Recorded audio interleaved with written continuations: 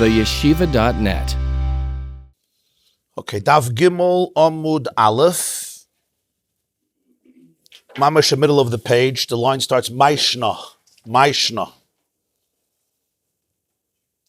Doiraisa. Okay.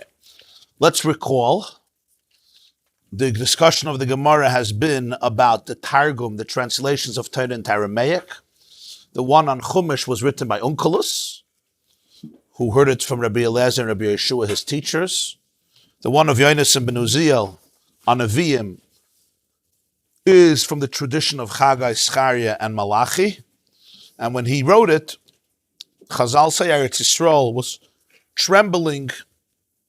Heaven was perturbed that he's revealing these secrets until he said, I'm not doing this for my glory, I'm doing this to create peace among the Jewish people. But Ksuvim, he was not allowed to translate.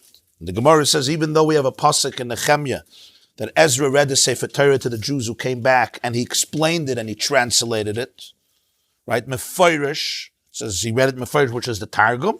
So that means you had the Aramaic translation earlier. He said yes, but it was forgotten, and Onkelos brought it back. So the Gemarah now asks a fascinating question that somebody asked yesterday. I think Rabbi Avram asked it yesterday. And that is Maishna. Yeah, I just want to mention one thing. When you'll have a Chumash Mikrais G'daylos, you'll see on the side they'll have Targum Onkelos, like every Chumash, and also have Targum Yonis and Ben Uziel. The challenge is that the Gemarah here says that Yonis and Ben Uziel wrote a Targum on Nevi'im, Targum Shel Nevi'im, Yonis and Ben Uziel. But you'll see in most Chumashim, Mikrais G'daylos, or other Chumashim that have the more commentators, you'll have a Targum of Yonis and Ben Uziel. On Chumash, not only on Nevi'im as well, but you have it on Chumash. So that is a challenge. The Marsha points out this apparent contradiction. And that's why some say, based on this Gemarah, that when it says Targum Yonis and Ben Uziel, it's actually an error. It's not. It's the wrong person. It should not be attributed to Targum Yonis and Ben Uziel. I'm just mentioning this. The Maharitz Chiyus. Somebody wrote up, who mentioned yesterday? Rav Hutner's daughter, Bruria, wrote her PhD on the Maratz Chiyus, Reb Tzvi Chiyus. So he has a long, in his Svarim, he has a very, very long discussion about authenticating the source of Yonis and Ben Uziel. I'm just mentioning this. It's not the same No, it's not in the Gemarah. There's a set called Kol Sifrei Maratz Chiyus, and over there, he has a very a long essay about this. Yonis and Ben Uziel? No, it's an interesting mistake, yeah. The same Yonis and Ben Uziel? Yonis and Ben Uziel, there's only one Yonis and Ben Uziel. He was considered the greatest Talmidim of Hillel. It says Hillel had 80 Talmidim. The Gemarah says in Sukkah of Ches, Hillel had 80 Talmidim. Hillel Azaken. This is the original Hillel. And the oldest was Yonis ben Uziel, the youngest was Rabbi Yochanan ben Zakkai. Rabbi Yochanan ben Zakkai lived through the destruction of the second Beis HaMikdash. He lived very long. Gemara says he lived 120 years. But Hillel, his teacher, he was the youngest of Hillel's students, 80 students. Hillel lived approximately 100 BCE, before the Common Era. Okay, now the Churban, approximately 0 BC, meaning I said 100, around 0 BCE, or a little earlier, maybe 50 BCE. The Churban happened in 70 CE, and Hillel lived around 100 years before that. 30 BCE. Around 30 BCE, yeah, which would be 30 years to 0 plus 70 to the Churban. So he lived around 100 years before Churban Bayesheni. And his oldest student was Yonis ben Uziel. So these are people who lived around a century before. Onkelos lived after Churban Bayesheni, right? He was a relative of Titus. The Gemarah says in Gittin that he was a nephew of the emperor of Rome, Titus, who was a son of Vespasian, Aspasianus, the two people who destroyed the Beis HaMikdash. Vespasian was the emperor who led the campaign, and Titus was his son, the commander who actually fought the war. It began with Vespasian, but then when Nero disappeared, according to Roman history, he committed suicide. According to Jewish history, he converted. But whatever it was, he ran away. Nero was gone, so Vespasian took over, and then Titus had to lead the campaign. And Onkelos was a relative of Titus, a nephew of Titus. So this is already at least 100 years after Yonasan ben Uzziah. That's Targum Onkelos. So this is just a very interesting discussion. Who wrote the Targum Yonasan ben Uzziah that we have? I just wanted to point that out. So there's the very famous Sefer Ha'aruch, and over there he says that the Targum Yonasan ben Uzziah is a mistake. It's not from him. It's rather Targum Yerushalmi. That's the right title. Targum Yerushalmi. The problem is there's another Targum Yerushalmi in Mikrois Gedolos.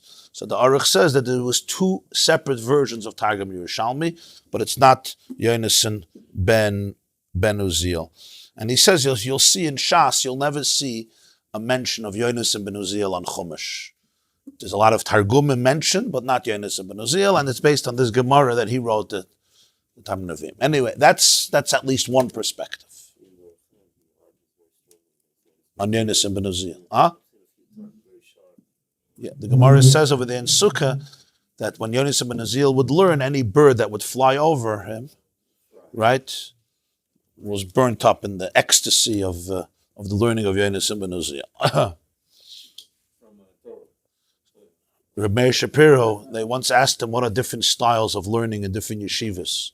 So he said, this Gemarah, you could see the difference. He says, two Bachim are learning this Gemarah in Masechta Sukkah, and one says, wow, look at the holiness of Yonasan ben Uzziah. And the other one says, I wonder if he's mechuyev to pay for the bird. Meir Shapiro said, here you have two different experiences of learning. Is he mechuyev to pay for the bird? Huh? Verstehst? Okay. Sagt die Gemarah weiter. Maishna, what's the reason? The Reise, the law is daze, vad the Navi is daze. Why is the Torah different than the Navi? When the Torah was translated into Aramaic, Eretz Yisrael was not shaken up. But for the Nevi'im, when Yonasan translated the Navi, then it says 400 parsa and 400 parsa was shaken up, and the Baskel wants to know who's revealing my secrets to people. What's the difference? Maybe that's the source that Rabbi Yonasan ben Uzziah wrote the Talmud. So why is the Gemarah asking this now? Why am I asking this now after discussing if it was Onkelos or Ezra? This is very important. Because till now we would assume, you're right, the Targum on Torah should also cause a great trembling. But Yonasan ben Uzziah lived 100 years before Onkelos. So it already happened by Yonasan. And then once Onkelos did it, it was fine because he did it a century afterwards. Because Yonasan ben Uzziah lived much before Onkelos. So once God accepted the response of Yonasan ben Uzziah, he opened the gates to be able to translate Torah into Aramaic. But after we just learned that Onkelos was not the originator of the Targum, but rather Ezra was. Ezra lived 300 years before Yonasan ben Uzziah. So why didn't Eretz Yisrael get shaken up from Ezra's translation? That's why the Gemarah asks this question now, not before. Should have asked this question right after the discussion about the Targum creating such a ruckus in heaven. He went off subject and started to just talk about Ezra and Onkelos, and then comes back to this question. Because now this question is a good question, because Ezra's translation, you understand what I'm saying? Ezra's translation was far before Yonasan ben Uzziah, 300 years before, and we don't find that Eretz Yisrael was shaken up.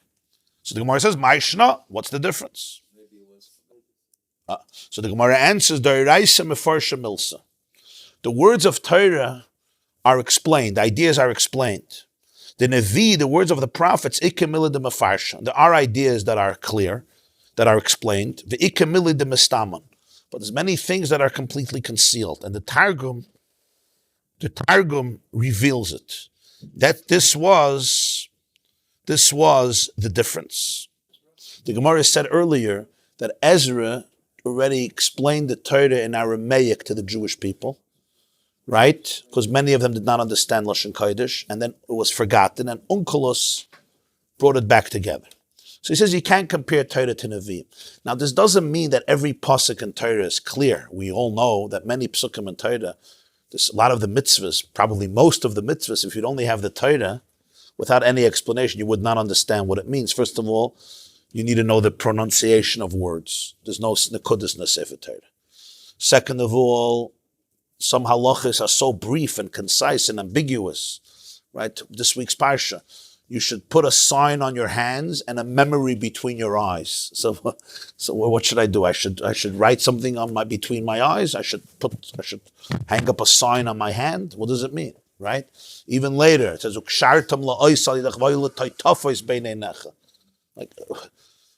take any mitzvah. I mean, one by one. You should sit in a sukkah for 7 days. What's a sukkah? I don't know. What's a sukkah? Is a gazebo a sukkah? If I sit on my porch, is that a sukkah? Do I need a roof? Is there a glass hut? Like, what's a sukkah? There's almost nothing that doesn't need further explanation. But that's not what's bothering us, because the Torah was given with its interpretation. The Rambam has a famous expression. He opens up his Yad HaChazaka, Torah b'firusha nitna. Torah was given with a commentary called Torah Shabal Peh, including Yud Gimel Midas, the formula of how to interpret Torah. So the psukim were given in a way that it could be clear, it could be understood. It doesn't mean that every pasuk on its own is clear. But Nevi'im, there's many, many psukim over there that are just very mysterious. And he gives an example. So when Yonis ben Uziel wrote the Targum on Nevi'im, a Baskel came out of heaven and said, who is revealing my secrets to humanity? And Yonis ben Uziel had to defend himself and said, I'm the one who did it, in order to avoid machloikas by Jews. So the Gemarah says, why was this problem not by Torah? So the Gemarah says, because Torah, the ideas are explicit, are revealed, are clear. Mashenka Nevi'im, there's a lot of things that are dvarim stumim, they're concealed. That's the difference. The Gemarah is going to give an example now. What's the example? So he says, the Ksiv, a pasuk in Zechariah chapter 12, by Yoimahu, on that day, Yigdal HaMisped b'Yerushalayim, the eulogy, the misped, will grow in Jerusalem. It will become that day the eulogy in Jerusalem will be great. That how he translates it? And the Navi says, Kemispad Hadad Rimoin bevikas Megiddo. Like the eulogy, the mourning, the grief of Hadad Rimoin in a valley of Megiddo. Now, what are you supposed to do with this? So you look in the whole Tanakh. Is there a fellow Hadad Rimoin? Did he die? Was there a eulogy in the valley of Megiddo? That's what you're looking. In other words, he wants to say the mourning will be so powerful, like the mourning by Hadad Rimoin in the valley of Megiddo.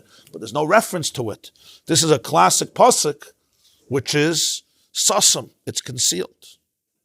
Zechariah speaks about some great mourning. The Gemarah at the end of Masechta Sukkah discusses if the mourning Zechariah is talking about is the death of Mashiach ben Yosef. Before Mashiach ben David comes, Mashiach ben Yosef will be killed. Or the destruction of the Yetzer Hara. The Gemarah gives two opinions. What's this hesped? Because that is also concealed. What type of eulogy is he talking about in the future when before Mashiach comes? Either the death of Mashiach ben Yosef, the death of the Yetzer Hara, that's Sukkah Daf Nun Beis. But then you have this whole comparison. What is this? Amar Rabbi Yosef. Rabbi Yosef said, Ilmale Targum Da'ikra lo yadayna ma'ikam. If not for the Targum of Yonis and Ben Uziel translating this pasuk, I would not know what he's talking about. At the surface, I would say there's a man, Hadad Rimoin, who died in Bikas Megiddo or was eulogized in the valley of Megiddo, but we don't have any such story in the whole of Tanakh. Comes Targum Yonis and Ben Uziel and translates it. What's its translation? On that day, the mourning will be great in Jerusalem. Just like the mourning. The Achav bar Omri, of the man, the king named Achav, the son of Omri, Diktal Yosei Hadad Rimoin ben Tavrimoin b'Ramais Gilad, who was killed by a man named Hadad Rimoin, the son of a man named Tavrimoin, and this happened in a place called Ramais Gilad. What is this story? Achav, suddenly we're putting in a whole new story here. Hadad Rimoin is not the victim. Hadad Rimoin is the killer.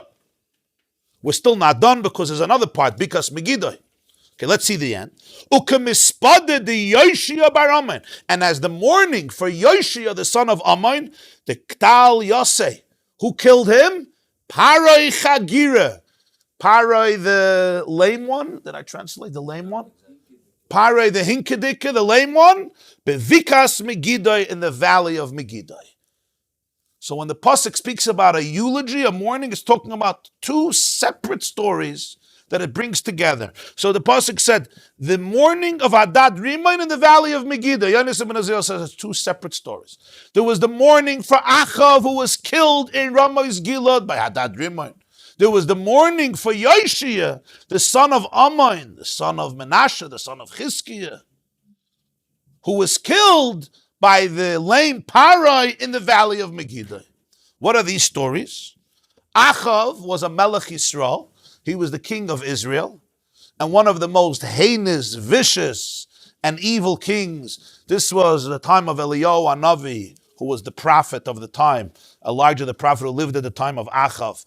And the story, Achav was as you would call in English, he was a real lowlife. His wife was even worse. Izebel. The famous story of how they murdered Nevois, who owned the vineyard, because Achav wanted it, and they stole the vineyard of him. They killed him.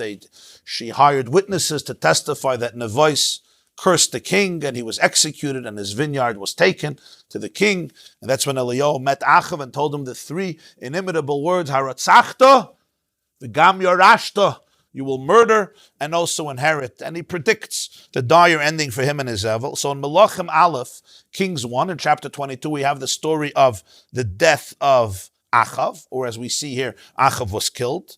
And basically the story is that, very briefly, that Yehoshaphat was the king of Yehuda. Remember, the Jewish people were then split between the southern kingdom and the northern kingdom. Southern kingdom was called Malchus Yehuda. They came from the dynasty of David HaMelech and Shlomo and Rechavam. And then there were Malchei Yisrael. They came from the dynasty of Yeravam, who came from Ephraim, who came from Yosef. There was a split in the Jewish people, and the split continued throughout till the 10 tribes and their king were exiled. Yehoshaphat was the Melech Yehuda, and he joined with his competitor Achav to fight a nation called Aram and conquer a place called Ramah's Gilad from Aram. So he joined forces, troops with Achav. Yehoshaphat and Achav joined forces to capture Ramah's Gilad from Aram. Achav decided to feign himself, to dress up as a simple human being, so he wouldn't become a soft target, because everybody wants to capture the king. So he dressed up like a simple person, like a simpleton, and he went out to the war so nobody should know who he is. Indeed, the king of Aram said he only wants to capture and destroy Achav. He's not interested in destroying any other Jewish soldiers. However, as the Navi tell us, Achav was killed by mistake. There was a person who was practicing arrow shooting, and he didn't know who Achav is, and it hit Achav and it killed him. And this was the prophecy that he was told that he's not going to come back from the war. So he was actually killed. Rashi says, the Medrash says, he was killed by a man named Naaman, who was the military commander of Aram. Here it says he was killed by Hadad Rimmon. It's not a contradiction. Hadad, the son of Tavrimmon, was the king of Aram. So he was the one who said that Achav should be killed, and Naaman was his servant. And every war is always defined by the king who initiates it. Why is he called Rimmon? Because Rimmon was the main deity of Aram, and the kings used to add to their name the name of their god. So his name was really Hadad. They added the name Rimmon, and he killed Achav in Ramah's Gilad. The Gemarah, the pasuk says that when he died, joy went through the camp, and there was a mourning went through the camp, and Chazal tell us about Bekama that 36,000 Jews tore their garments in mourning for Achav Melech Yisrael. They tore their garments until their shoulders were revealed. Story number one.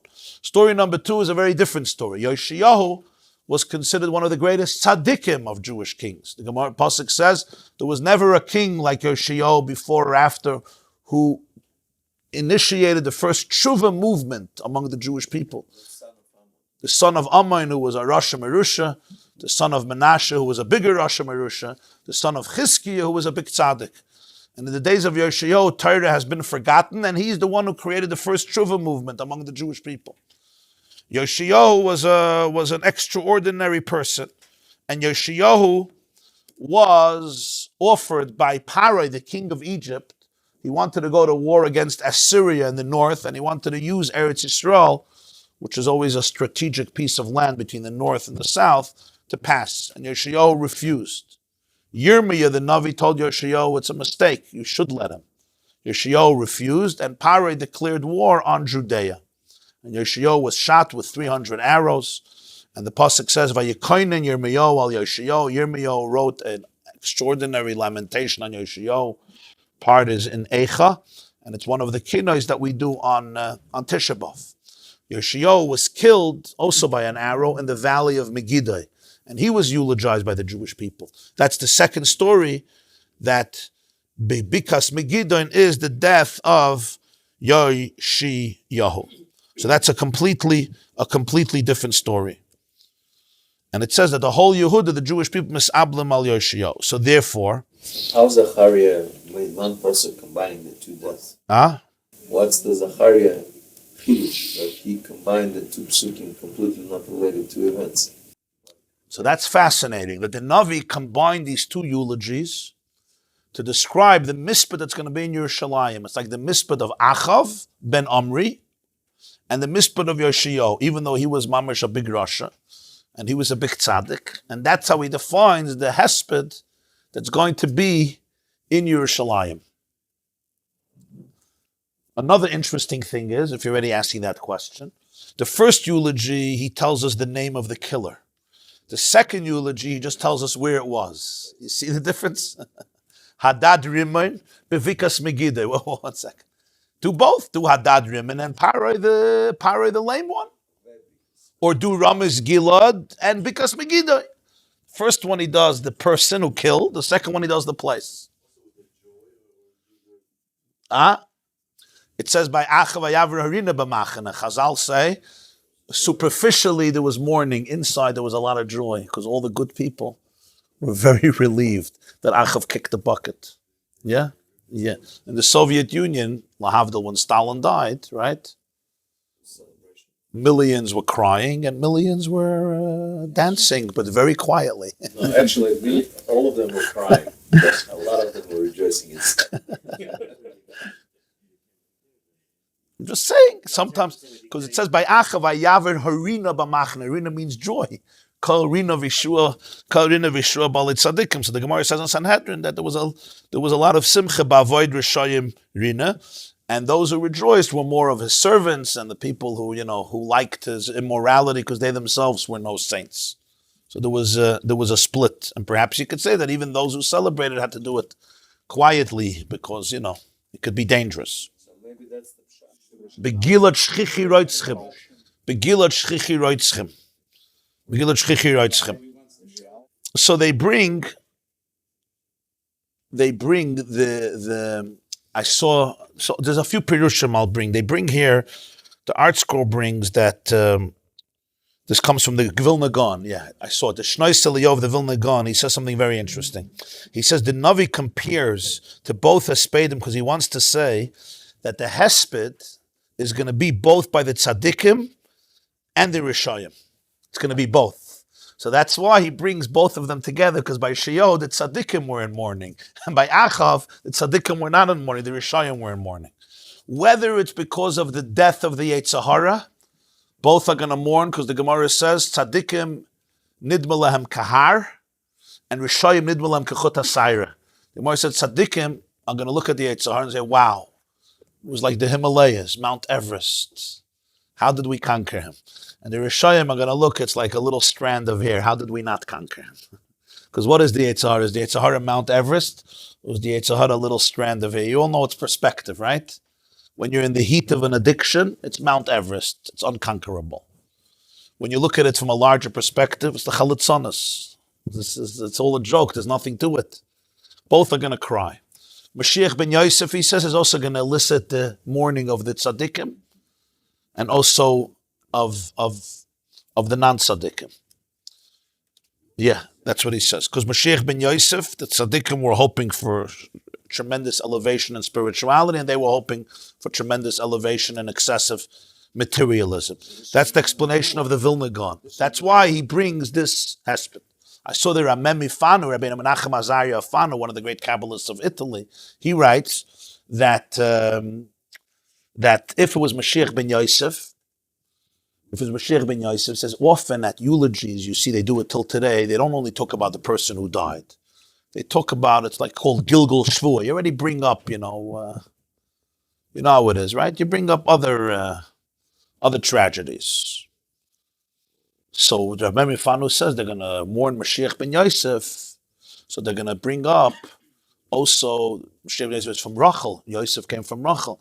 The death of Shaul and the death of Yonasan, who were also killed by the Philistines, and they also come from Rachel because Shaul and Yonasan come from Binyamin. Binyamin was the son of Rachel. So he said what happened was in the valley of Megiddo, when they were mourning Yoshiyahu was killed by the arrows, they brought up the eulogy of Achav in the valley of Megiddo. That's why he says in the valley of Megiddo they eulogized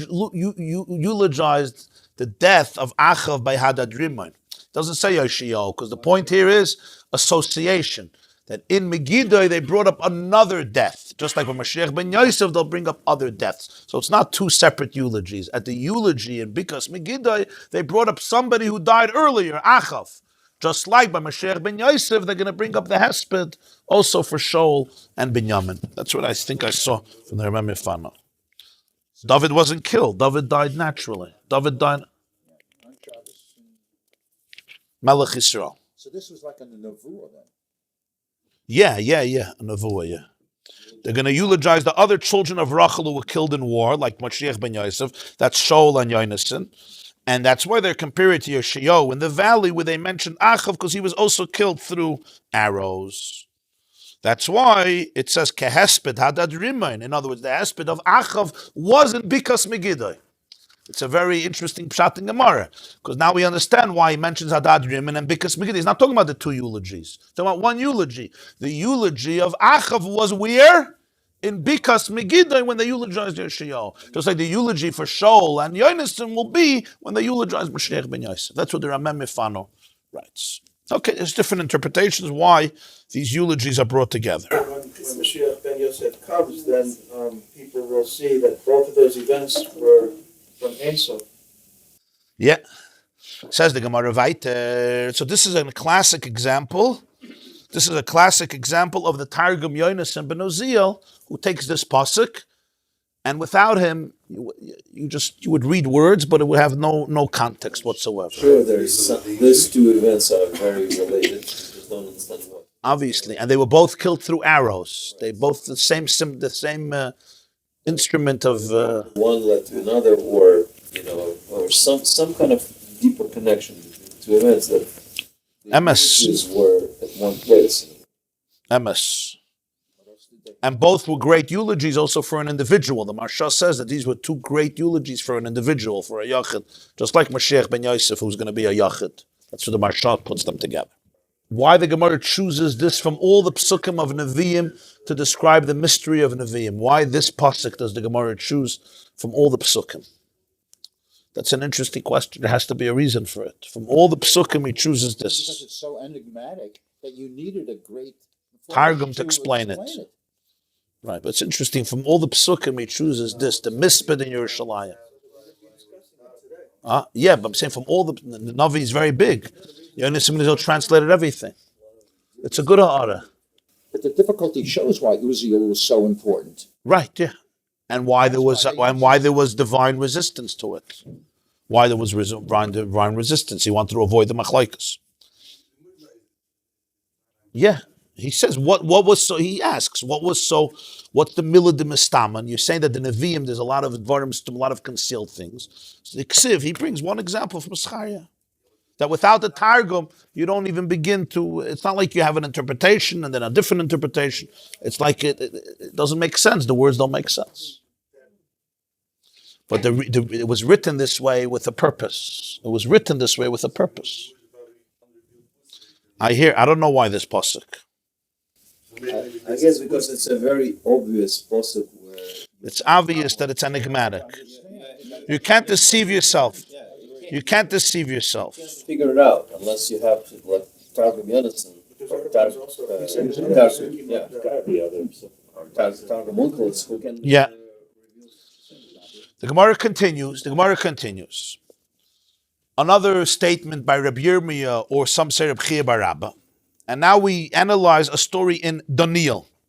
Daniel was one of the young men who was taken from Jerusalem, from Eretz Yisrael by Nebuchadnezzar, and he became a servant of the Babylonian king in Iraq, in Bavel, present-day Iraq. And he has a Sefer Daniel. And there's an expression in Daniel, he says, Perik Yud, V'ra'isi ani Daniel levadi es hamara. Daniel says, I'm the only one who saw the vision.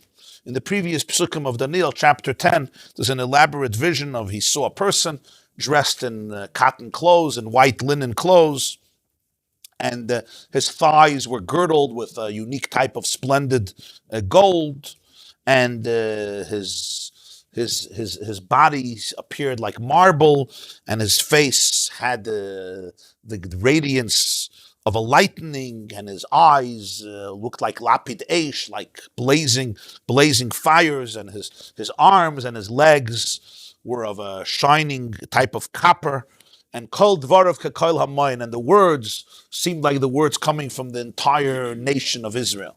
This is the vision that Daniel sees. And he says, I'm the only one who saw it. The people that were with me did not see this. But they began trembling. A heavy dread fell over them. And they ran away to go into hiding. That's what Daniel tells us. Okay. So they hid themselves. They experienced this tremendous dread, and they went and they hid themselves. So the Gemarah is now going to explain what this means. Now, how does this come in here? This comes in here because Rabbi Yirmiyah is going to explain it, and he's the one who's saying everything in this Amid. It also comes in probably because before we learned about Daniel, that Hashem didn't want Yonis ibn Azil to translate Ksuvim because of the Sefer Daniel, which has the Kates, the end of Mashiach. Now, when we learn this pasuk, the obvious question is, what really happened here? This is part of the vision of Daniel, things that he's seeing, which also describes the future of the Jewish people. But nobody else sees it, but they're afraid. Man ninu ha'anoshim. Who are these people? Man ninu, who are these people? Amar Rabbi Yirmiyah v'temer Rabbi Chia bar Rabba, Chagai, Scharia, or Malachi. These are three people, Chagai, Scharia, Malachi. Remember, these are all three prophets who lived at the end of Bayis Rishon, the beginning of Bayis Sheni. And they are the last prophets recorded in the Tanakh. They are part of the Trei Asa, right? The last prophets of the Tanakh, Chagai, Scharia, Malachi. They were also from the Anshe Knesset Agdoila. They were colleagues of Daniel. They were the people. Why does he assume that it's their Chagai, Scharia, Malachi? Because obviously, if Daniel is saying they didn't see the vision, most people don't see visions. It means that they were worthy of seeing visions. And that's why he's saying a novelty that they didn't see the vision, and they were the prophets of the generations. Rabbi Yirmiyah says, or Rabbi Chia bar Rabba says, was Chagai, Scharia, Malachi. Says the Gemarah, Inu adifi minei v'iyu adif minayu. In some ways they were superior to Daniel, in some ways he was superior to them. Inu adifi minei, they were greater than him, the Inu Navi, they were prophets. They were sent to the Jewish people by God as prophets. V'iyu loy Navi. Daniel was not sent to the Jewish people to serve as a prophet. Even though Daniel was a great man and he had divine inspiration, but he was not chosen to represent God to the Jewish people as a Navi. But he was greater than them. Obviously, we see in this vision that he saw, and they did not see. So the chiddush was, because even though they were greater than him, because they were Nevi'im, nonetheless, there was this vision that only he saw, and they did not see. Frag the Gemarah, they did not see the vision, my time meviso. Why did they get scared? It says there was a charada, they were so in awe, and they ran away. That means something happened. Usually, if you don't see, you're clueless. So it's great. You don't have to get scared. If you see, you get scared. If you don't see, why are you getting scared? right? Huh? No, he had his own spiritual inspiration, but it means most Mepharshim say he wasn't sent as a Navi to the Jewish people, as a spokesman. A Navi was a spokesman. Yeah. So the Gemarah says, a fascinating answer in life. They themselves may have not seen, but their Mazel has seen. Now this is a fascinating one. What does it mean their Mazel? What does it mean their Mazel? And they got scared. They got scared. They got terrified. They didn't know what they saw, because their Mazel saw it. And when your Mazel sees it, you can get terrified and overwhelmed, but you don't know why you're getting terrified. What does this mean? Who is this Mazel? Yeah. So in Mefarshim we'll have different expressions.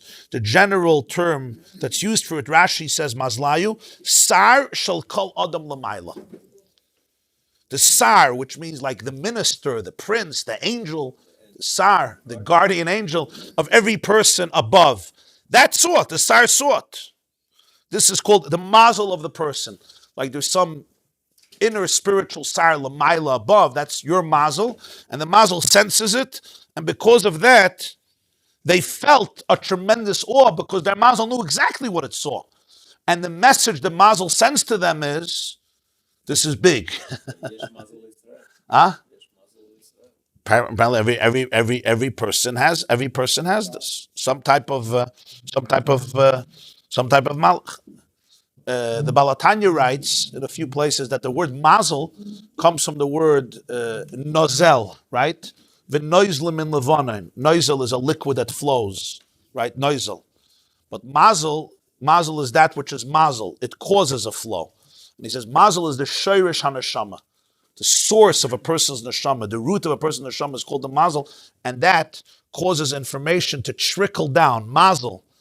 It trickles down. It sends forth a flow of information to the neshama that is more conscious. And here you have 2,000 years ago, in one line embodied the very concept of the subconscious or the superconscious. In other words, that there is a deeper level of self, which is actually the source of the person, the root, like the root of a tree, the shirish hanashama, which sees infinitely more than we can imagine. It sees, it hears, it knows, it understands. But then it chooses what it's going to allow to trickle down to the fore of consciousness. You go to therapy. As a modern person, you can understand. You have a cloud computing and you have... I know what's real. The cloud has everything. The question is what your keli can contain. And this is an incredible idea because your mazel knows what you could deal with or what you can't deal with. How big is your keli? Daniel's keli was big enough, so his conscious self can experience it all. The others, we experience charada, but you don't know why. You don't know why. You're feeling anxiety, you're feeling stress, you're feeling scared, you're feeling overwhelmed. What happened? You don't know. You don't have the oisius to identify. You do know, but you're not ready to tell yourself that you know. You know everything.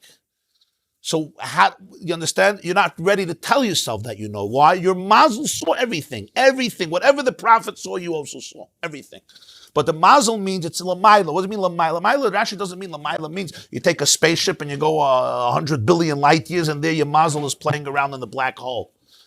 Lamaila means here. Lamaila means a higher state of consciousness. You understand? Lamaila means it's a higher state of consciousness. It's not internalized in my regular day-to-day self. Like, I don't know what I saw. In Eastern philosophy, they call it astral body. Yeah. So it's like the superconscious, literally superconscious. It's called makif, it's called keser, it's called mazel. But the word mazel is fascinating because mazel means it's mozil. It causes a little trickle of water, of information comes down, and I'm like, something is making me uncomfortable. What? I'm not ready for it yet. And as we expand our consciousness, we open ourselves up to different things, then one day we can align our mazel with our lower state of self, meaning our conscious state of self. So this line, Afal Gavdinu Loi Chazi Mazlayu Chazi, really contains one of those ideas that are considered, mamish, they were invented by the father of psychoanalysis, who they call Sigmund Freud. His real name was Schleimele Freud. That's his real name. 100 years ago, a little more than 100 years ago, in the early 1900s. And but really, if you understand this well, that's how the Balatanya interprets this Gemarah. In a lot of places, Mazlayu is the Shirish HaNeshama that sees much more than we're ready to deal with. Yeah. And really, a person tells you, I'm feeling miserable in my life. I'm feeling miserable in my marriage. I'm feeling nervous. I'm feeling tense. I'm feeling anxiety. But they're not ready to tell themselves why. Because that's very scary. It's very intense. Right? But so you're running away. You're going into hiding places. That's what they're doing. You're hiding here. You're hiding there. You're hiding there. You're seeing. It's not could be real. It's very real. It's very real. You're only seeing the tip of the iceberg, the consequences, and therefore it's also hard to deal with it. Now, sometimes it could be very positive stuff, and it could be not such positive stuff. What do you see? You may be seeing unbelievable stuff. It works both ways, right? Unless you open yourself up to the source. Yeah. So he says, Amar Ravina, Shma Mina. Zolos, the powers of the Kochavim, when you use the word Mazel? Well, it's very much related because the way it's understood is that the various constellations and the groups of stars have some relationship and impact with our planet as well. And there is a symbiosis, and there's connections, and there are effects, and there are different states of the year and different states of the month. So that's also, in that sense, a mazel. Maybe relating to this other concept of mazel, the trickle down. Yeah, I mean, Rashi says here that it's the sar shel kol adam. So it's obviously he's not talking about the mazalos. He's talking about the individual. Everyone has a different mazel. That's what Rashi is saying. Everyone has their own mazel. My own sar. My own sar means my own higher self, if you wish. My own higher angel. Fascinating Rashi, because Mazlayo, if you don't have spaces, you can read not Sar Shel Yisrael, you can read Shoresh L'Kol Odom. You're saying sar comes from the word shoirish. No, if you read this without space. Oh, shoiresh, sar shel. Very good. Shoiresh L'Kol Adam L'Mayla. Very nice. Rashi, sar shel kol adam is shoirish L'Kol Adam L'Mayla. Very good, very good. And this is important. For example, there's a Rashi, Yaakov remains alone, right, in Parshas Vayishlach, and a man wrestles with him till the morning. So Rashi says, Ish, who's this man? Sarai shel Esav. Yeah, what do be Sarai shel Esav? So, when we grew up, they said, there's some angel who flies down and starts killing and beating up and wrestling Yaakov and boxing him in the nose and in the chin, and he can't kill him and can't choke him. So finally, he dislocates his sciatica. When you really understand on a deeper level, Sarai shel Esav, represents, the Shirish HaNeshama of Esav, which being Yaakov's twin, of course, is part of Yaakov. So in a way, Yaakov is battling with himself. That's why it says he was alone, because there was nobody else there. So when you understand what sar means, sar is not some weird superstitious flying Lakshan Kugel eater who sees things and then scares you, in Star Wars or Superman or Batman, but rather you're dealing here with a higher place of awareness that is beyond the common conscious awareness. That's what the Gemarah is telling us. Inhu loy chazu. But don't think it doesn't have an impact. Your whole life may be defined by your mazel and you never know why. Fortunate is the person who can identify why I'm running away my whole life into hiding places. Fortunate is that person. In other words, it's not that the mazel doesn't affect you. The mazel defines your behavior. Everything you're doing is based on the mazel. The only thing is, you don't know. You just see all the symptoms and you don't know the source. Amar Ravina said, Shma from here we learn if somebody is scared, Ravina is now saying, don't think it's a story about Daniel. It's a story about every person. Whenever a person is terrified, he may not know the reason. He doesn't see anything. You should know that you saw. You saw. You may not have seen, but your mazel has seen. All fear, in other words, is coming from something very deep that you're experiencing. You may be aware of it, And even then, you may be aware of only part of it, or you may be completely not aware. But there's something you saw. There's something you experienced. What you're experiencing is only the fear. That's it. Mivis. What about the opposite? If someone feels very, very good, very secure. Also. Yeah. The Gemarah says, the Chazal say that every day a baskel goes out from Har Chayriv, right? And summons people to learn Torah.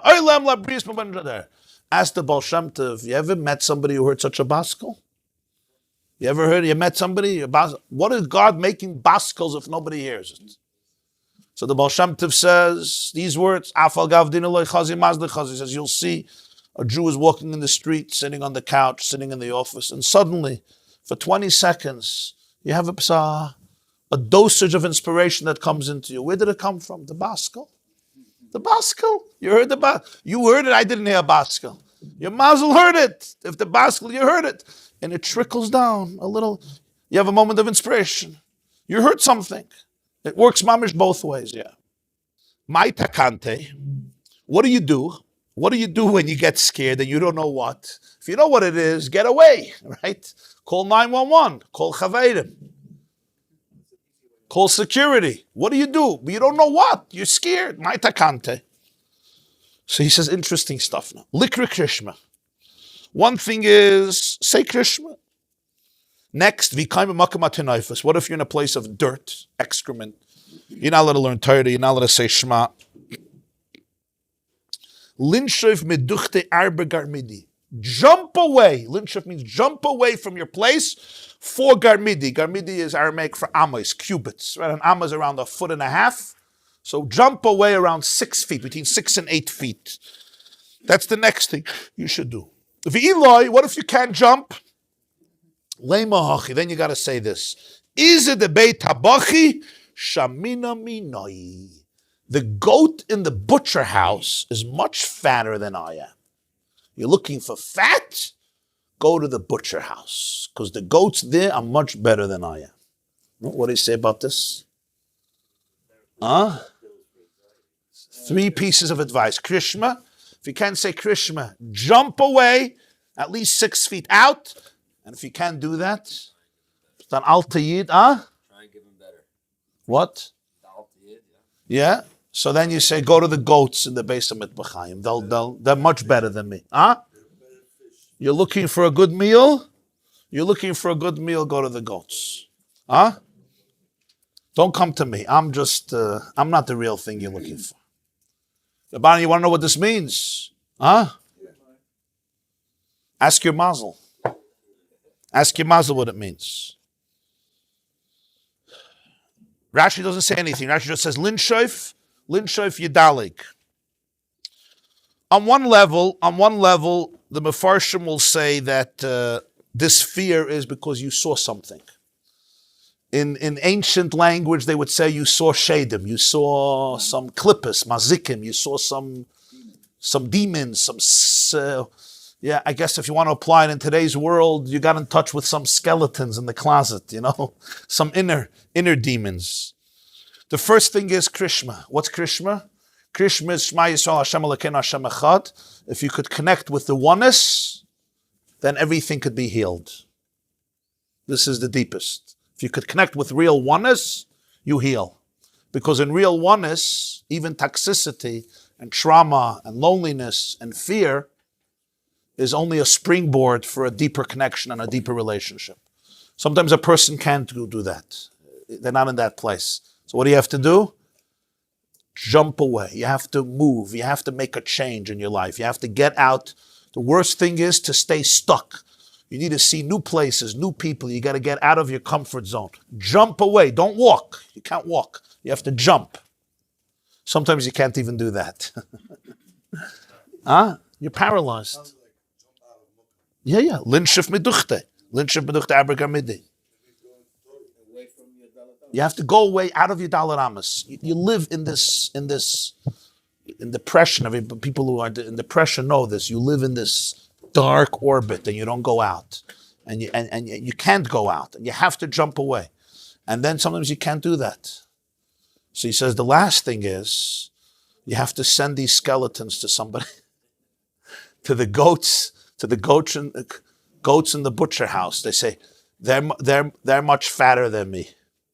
That's where you're going to get all the juice. You really have to be able to disassociate from it. I can't maybe jump away, but I have to say, go to somebody much better. I'm not going to allow you to capture my essence. Go to the Izim and the Beis HaMitbachayim. They're much fatter than me. Huh? Who do you speak to? You're speaking to the lashon of the Mefarshim is mazikim. I would say you're speaking to your own ghosts, your own demons, the own source of your fear. Why are you scared? So basically taking Your his thoughts and he's saying, hey, Your Mazel saw something. I don't know what I saw. First thing is Shema. You can't say Shema because you're in dirt, spiritual dirt, not just physical dirt. Just run, just leave, change locations, just move, keep on moving. Sometimes you can't do that. You're stuck. It's much harder. He says that's the last step. problems could be bigger. That's what it means. That perhaps. Means that and not to send someone instead of coming after me, come after the fat goat that's more delicious. That's not what. Yeah, but what's the point? Yeah, that's also true. Shema protects. If not, everybody have a wonderful Shabbos. We'll resume on Monday, Be'ez Hashem. Not Sunday, Monday. I just see here, Stam. Dogs barking at 12 o'clock at midnight. There was no dog. What Was the motive that pushed the dogs to bark? Yeah. Their perception at 12 o'clock midnight, when Yeah. Moves would come, they were able to perceive his presence. Perception. I found that it's Very nice. Yeah. Similar idea. yeah. Similar idea. And since Hashem took the place of the Malach HaMoves and he wasn't there was no barking because there was no perception of the Malach. Very nice. Sometimes you're saying dogs could see what other people don't see, huh? Well, they can smell better and they can see better.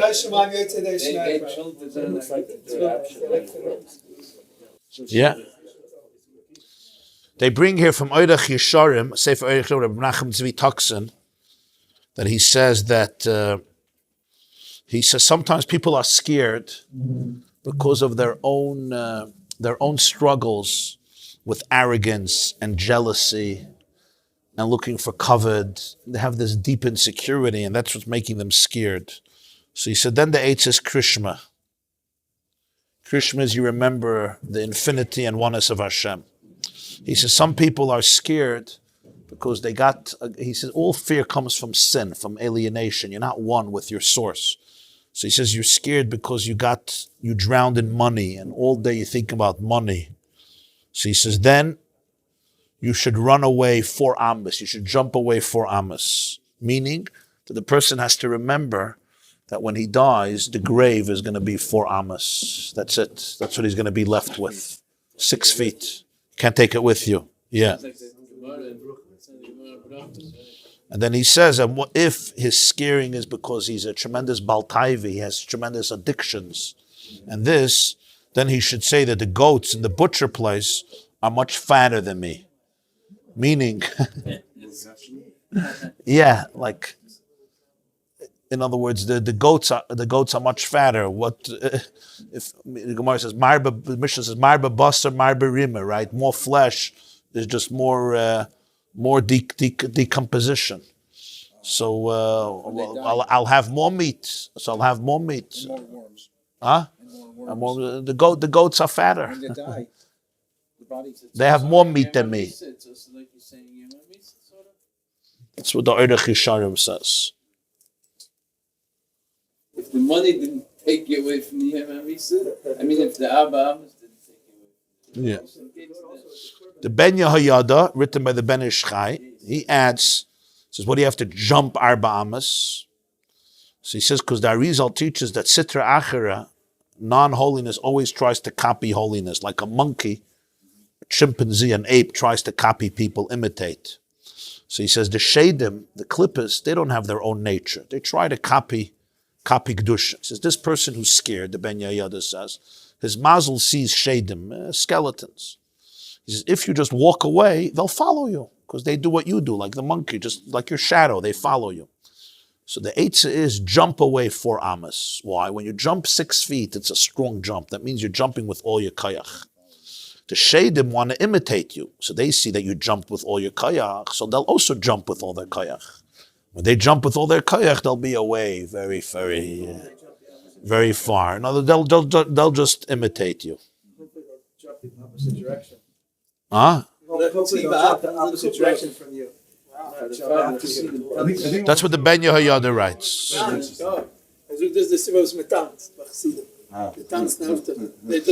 That's why you dance, huh? The word merakden, dancing, the Chidush Harim writes, comes from the word in Hilchas Shabbos. We have one of the 39 malachas is meraked, sifting.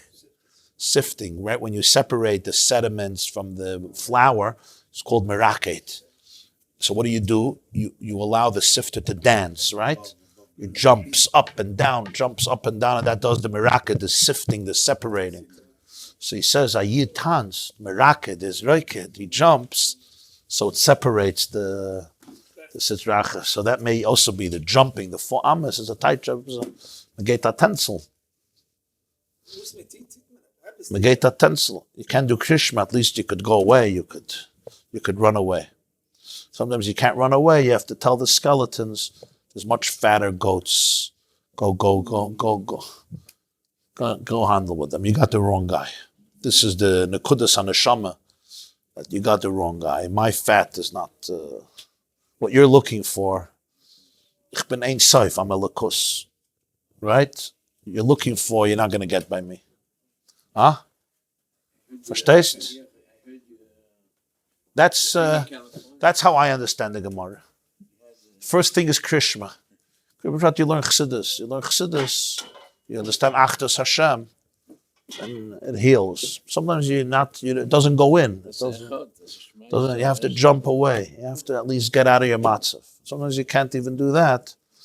And then you have to be able to disassociate yourself from the skeletons and say, you're not looking for me, I'm something else. That's a very technical shot. Huh? They only get the shiz to hurt you in this place. The second you're out of that place, that they got their shiz. Monday morning? Yeah. 7 o'clock, yeah. It's easy, you touched it, but I just saw some of just a technical thing. They're getting an address, Zman, Amokam. The second you're out of that place, they don't have the shiz to be mazik. Yeah. Makes sense? Yeah, it says. Lass uns dir gewollt fragen. Thank you so much. Pleasure to have you. Atmosphere of Eretz Yisrael. You don't understand.